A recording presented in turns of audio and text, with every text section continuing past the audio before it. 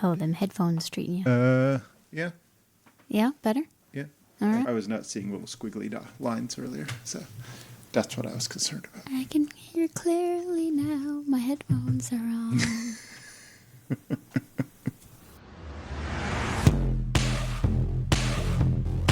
Welcome to Fire Takes Podcast, the podcast where we give our takes on the internet's most interesting stories about finance and relationships. I'm joined by my lovely co-host and wife, Gwen. How you doing today, Gwen? Oh, I'm doing well today, Tim. How are you? I'm great. I'm happy to be here. Happy to be settled in. We are hook sliding our recording in today, so At the last second. skirt.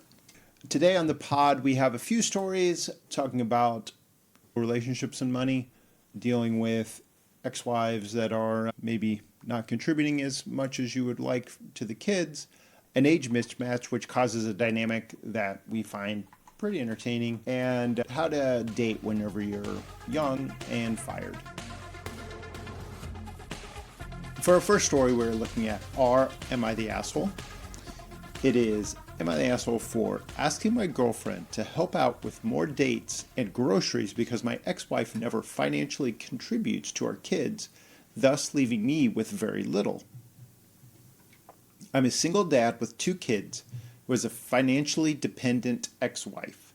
She rarely worked even before the kids were born, even though we initially agreed to both contribute financially since we were married and she lived with me. I ended up having to work extra hours to pay all the bills and mortgage on our house. Once the kids were born, it got even worse.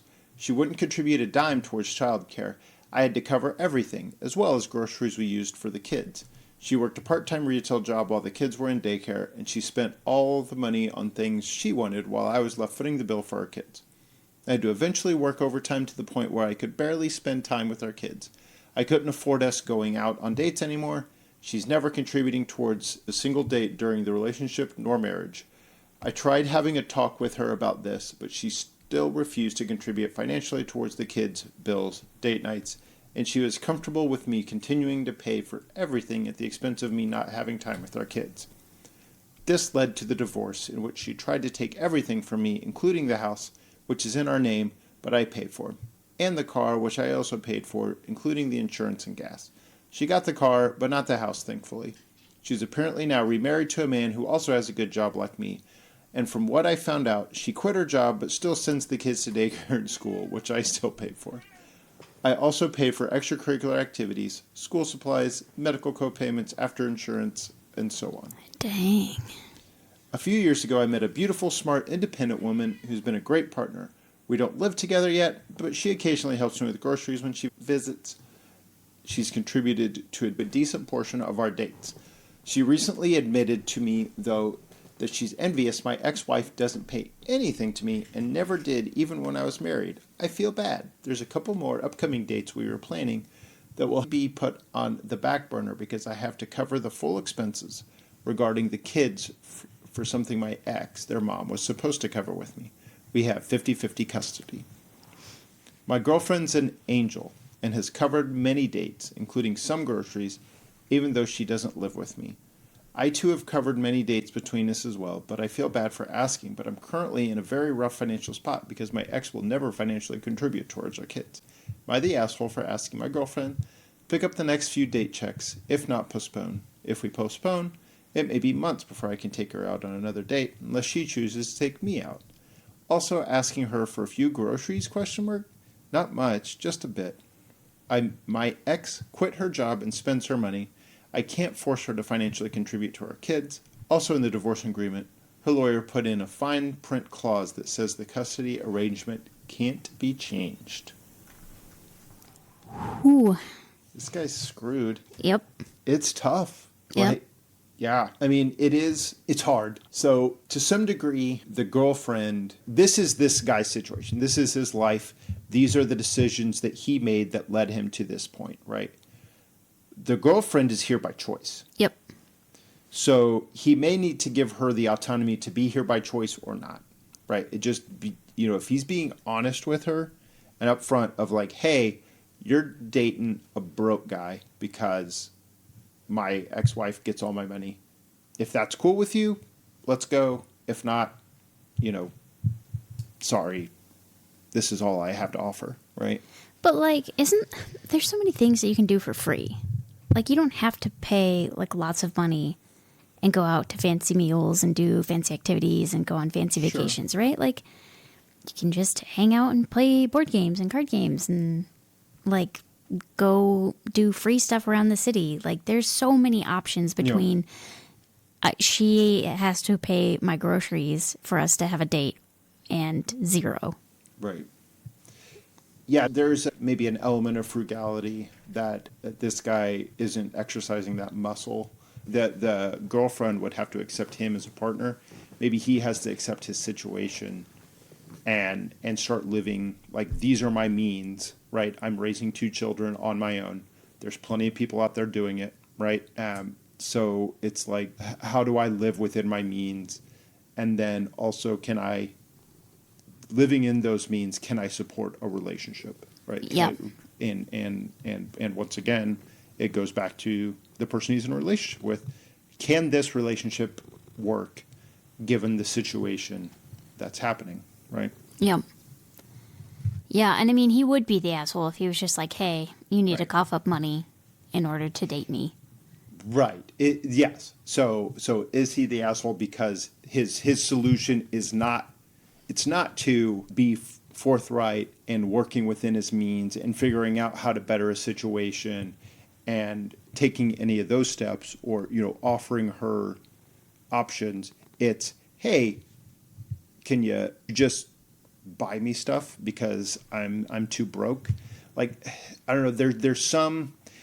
Maybe I'm saying, I feel like I'm kind of saying the same thing on both sides of that, but there's a subtlety to it, right? Of looking for solutions and trying to take advantage of your partner. Is that where that line is? Yeah. Yeah, no, it's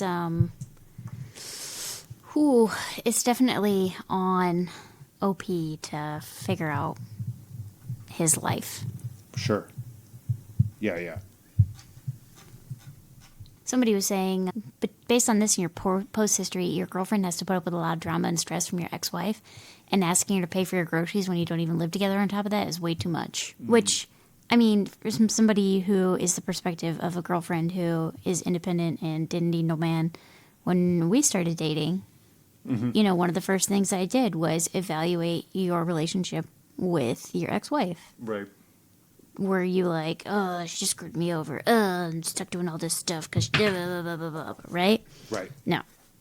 You guys were like, yeah, we split stuff because that's what we do. We're just normal adults who happen to have a kid together, and we're no longer married, and we're making do with the best we know how in their new reality. Yeah. We've never conflicted over spending on the kid, or because not every financial interaction with my ex is the most even Steven and 50-50, and I got the good side of it. Sometimes I will that could have been handled differently, but it never raises to the level of I mean, you're talking about the difference in level of school supplies that you buy, right? Well, I mean, yeah, that, or even the hair. Right. So my ex decided that my daughter needed $300 worth of hair dye and hair styling. And then I paid half of that because that's my daughter. And then on the other side, it was she was like, I understand you don't have to pay for this because it's not. So my ex and I, we're being honest and we're communicating and we're trying to be fair as possible. But then it also feels unfair for me to be like, nah, you got this. Right. But all that to say, any consternation, even the low level consternation, right? It doesn't boil over into our relationship to make consternation in our relationship. But which is nice. Right. And that's, like you said, you selected for a partner who didn't have a leech of an ex like OP has here, right? Who lived off of him and then now has jumped to another man, but still has no interest in supporting her own children. Right? I ain't calling her a gold digger, but but yeah, so I think that was smart, right? We talk a lot about choice of your partner is important, but there's more than do they know how to, balance checkbook and how to spend their money. But it's like everybody's got baggage, right? When we met, we were of an age that there was no non-baggage people. We all have to wait for the luggage claim. Right.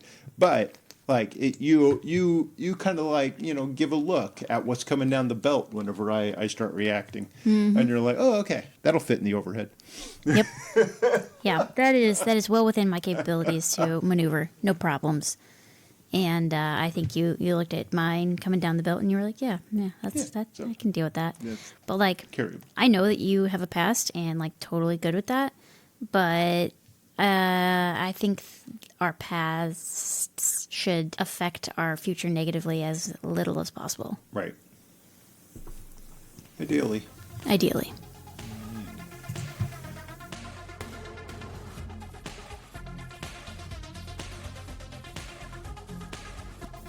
Our next story. Speaking of past affecting. We don't get a lot of stories from this subreddit. In fact, this is the first story from this subreddit I've ever read, and I don't even know why I found it or why it came upon my feed. But it is from R Personal Finance Canada. It's I'm struggling to teach my partner basic financial literacy. Am I the asshole? It says, couple with a certain age gap here.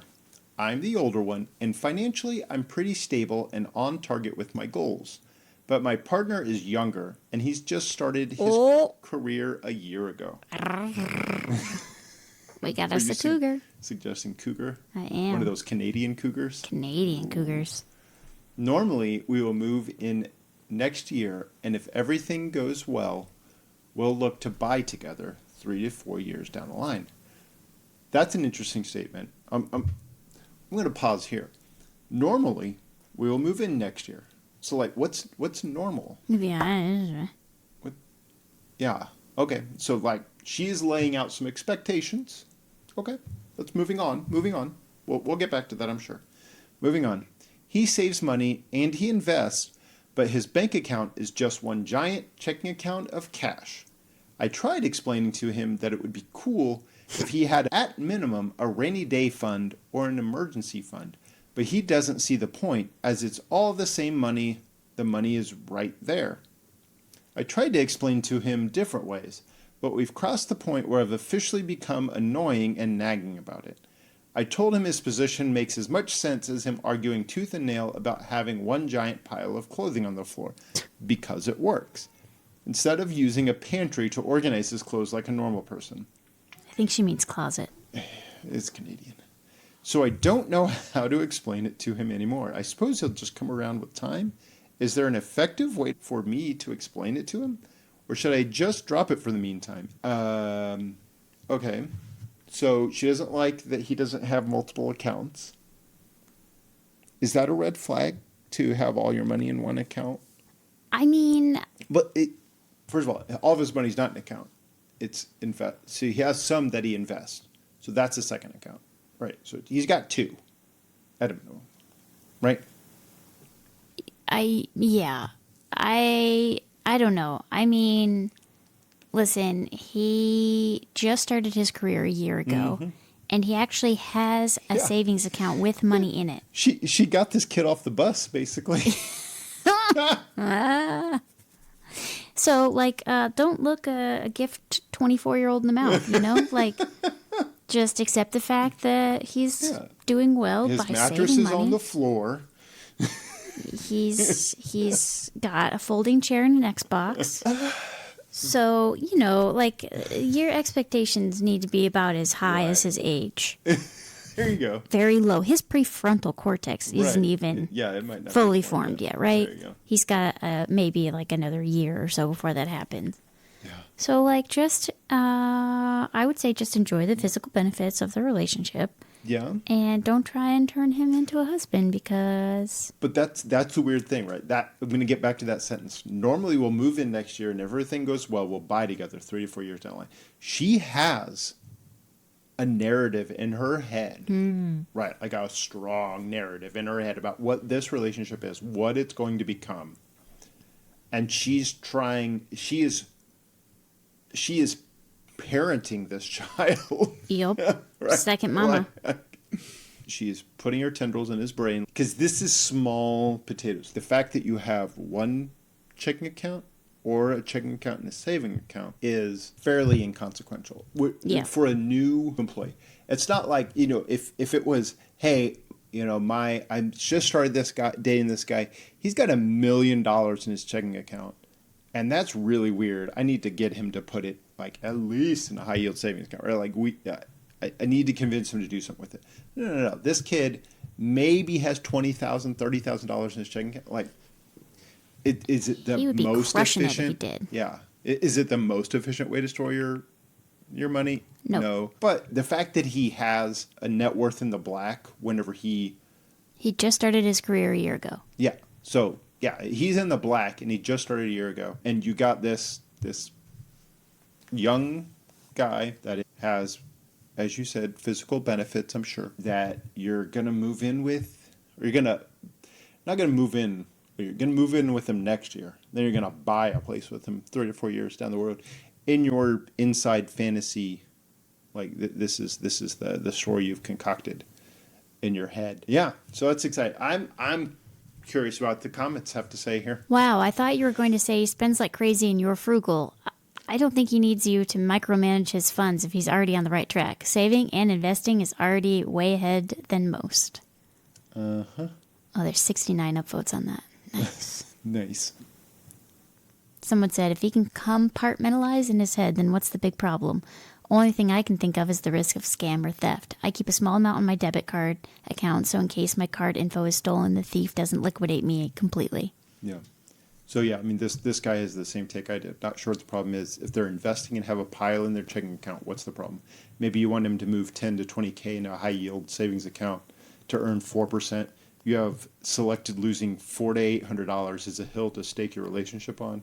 You aren't listening to him, and he doesn't understand your feelings about being highly organized. I am married more than 40 years to a stacker, and it drives me crazy, but they're perfect in most other ways. Wait, you gotta read the last part of that. I'm absolutely perfect always. With the sarcastic denoter on the end of that. Highlighting the 400 to 800 as a hill. Right. Like, that's a really good way to keep it in perspective. Right. But she's not even like calling out this should be in a high yield savings account. She just wants the money organized in buckets. Little accounts. Yeah. Right. And it's, that gets back to the Frank Vasquez, buckets, flower pots, ladders. Oh my. Yeah. Someone else points out you compared your partner's finances to some paternalistic analogy of leaving clothes on the floor. That's also telling, right? That's what she uses as her analogy is that he leaves his clothes on the floor. Yeah, this is not the kind of relationship that she thinks. No. Or at least she should redirect her thinking to correct what she believes this relationship to be.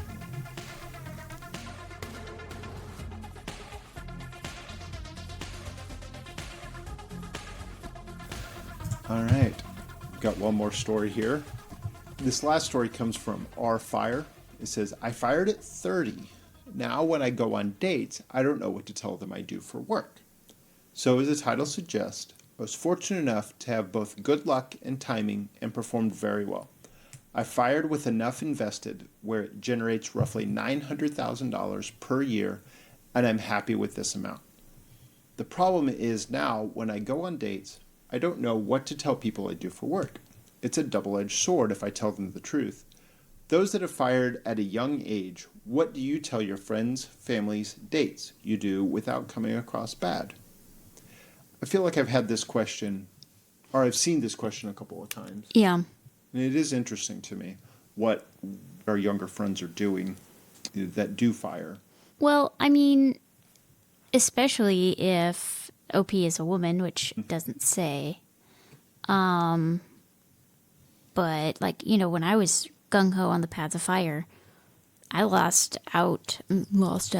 I didn't advance relationships because of that issue.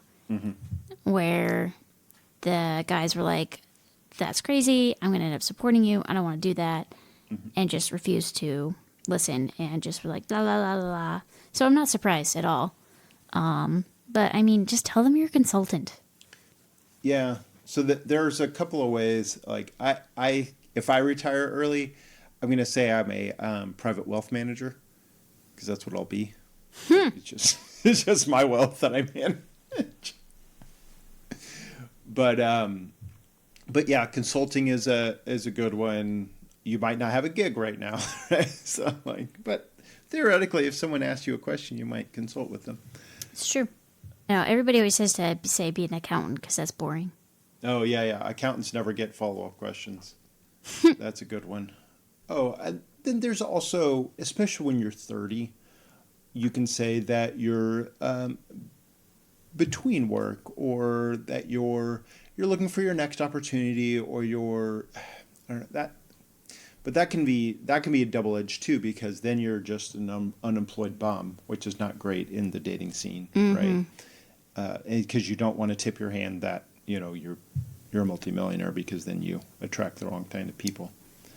Yeah. Right. Yeah. Someone brings up the point here that is, if you end up in a relationship, you don't want to sound like a liar whenever it finally comes to light, right? So you don't want to lie. Yeah. You don't want to mislead. But there's no way a 30-year-old is never going to make another dollar, right? Like, you're going to do something that is of your choice, but if it's productive, Jordan talks a lot about this, right? Is that you do things that fill your cup, that help you find purpose. And occasionally you're going to run into things that also happen to generate income. Yeah. Right. It's just as a side effect, right? We have of just spending your time doing things that you care about. So that would be tricky to navigate, but maybe even say I'm living off investments until my next Right. gig comes along or something, like. Yeah, that's not a bad idea. I'm living off savings. That kind of matches up with what I was saying about, saying you're looking for your next opportunity, but it gives that qualification that says I'm not a bum, right? Yep, it's a fine line to skirt. Yeah. Just go date and be broke like that guy from the first story. Someone here says, they just tell people they're an artist because they're doing art. Like, what he's got to be doing something, even if he's a professional video gamer, right? Like, that's way more acceptable now than it was. Right? Yeah. No, that's not that far fetched. And yeah, just say what you do, and that's another one I heard is when someone asks like what do you do, they just say what their hobbies are, like what lights them up, like what they actually do, and it not every conversation has to be about work and like what we do professionally, but like what is it you do and what fills you up and what excites you. Yeah, that's going to start a better conversation than what's your job, right? Yeah, look at us. We both can't talk about our jobs. Yeah, we find plenty of other things to talk about. Yeah, there you go. It is better that way. All right, that's all for us today. Thanks, Gwen, for joining me. Thank you for joining me. All right. Well, we will talk to you guys next time. Peace. Bye. Thank you for listening to the Fire Takes podcast. Wanted to remind you that this is an entertainment podcast. Gwen and I, not financial planners, just opinionated. There are many ways to reach us. If you just go to firetakespod.com, including email, Instagram, Reddit, YouTube. You can hear more from Gwen at fierymillennials.com. Thanks for joining us. Bye. You have anything to talk about? Life? Well, I'm still trying to figure out my next adventure after working. Yeah. Can't quit until I got that nailed down, and I don't think I had it. Yeah. So. Well, I will tell you, I sat in on some cybersecurity discussions. Oh yeah. And about halfway through it, I'm like, Gwen's got to quit her job. Yeah. This is boring AF. Thank you for completely understanding where I'm coming from. It's a lot. Yeah, it can be. Just the looking for the risk vectors in like the wildest areas Mm-hmm. And like, yeah. Mm-hmm. It's great. So, I am going to plug Jillian Johnsrud here for a second. Her book Retire Often came out last month, and I have been reading that, and I've done like mentally some of the exercises, but I haven't like actually sat down and done them. So I'm going to go do those and see what turns up in the Venn diagram of I like doing. Right. Keeps my brain occupied and earns money. Yeah. No, that's important. So yeah, what's up with And me. did you say that there was some stuff that we needed to do together as well? There is stuff that we can do together, but since you like your job, when you're not sitting in cybersecurity forums, Right. slightly less important at this point, but we, in the future, at some point, definitely should do them together. Yeah. What's up with you lately? You know, the grind. So, yeah. Working overtime. Yeah. Yeah, that's not great. I am, especially today, whenever I realized I'd hit my overtime requirement for this week and next week. And it was like, well, and I had you running an errand for me. And it's like, why don't I just get out of here? Yeah. I mean, I It's didn't like- mind. I would like the record to stay. I know you wanted to get out of there too, but it's like it wouldn't have been, and it is a balance whenever we're talking about like the retire early stuff, because it's like, I want to be not working, but I want to be not working with you.